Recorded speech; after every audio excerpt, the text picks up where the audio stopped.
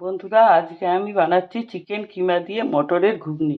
এখানে 300 গ্রাম মটর নিয়েছি আর 150 গ্রাম দিচ্ছি চিকেন। 4টে এলাচ দিয়েছি ছোট আর 3টে দারচিনি। 4টে লঙ্কা ভেঙে দিয়েছি। 1 চামচ লবণ দিয়ে সিদ্ধ করে নিচ্ছি। ফোড়নে দিচ্ছি 2টো তেজপাতা, 2টো শুকনো লঙ্কা, 1 চামচ জিরে, 2টো মিডিয়াম সাইজের আলু নুন হলুদ দিয়ে ভেজে নিচ্ছি। মটরটা সিদ্ধ হয়ে গেছে কিন্তু গলে যায়নি। আলু ভাজাটা হয়ে গেছে, এর মধ্যে দিয়ে দিই।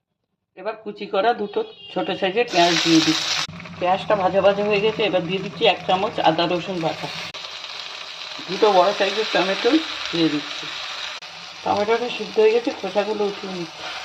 আমচুর পাউডার আর চাট মশলা 1 চামচ দিয়েছি। দিলাম 1 চামচ লঙ্কার গুঁড়ো, 1/2 চামচ দিচ্ছি হলুদ, 1/2 চামচ দিচ্ছি চিনি। কষানো মশলাটা দিয়ে দিচ্ছি। শসা পেঁয়াজ কাঁচা লঙ্কা দিয়ে আমার কিমা ঘুগনিটা সার্ভ করে দিলাম।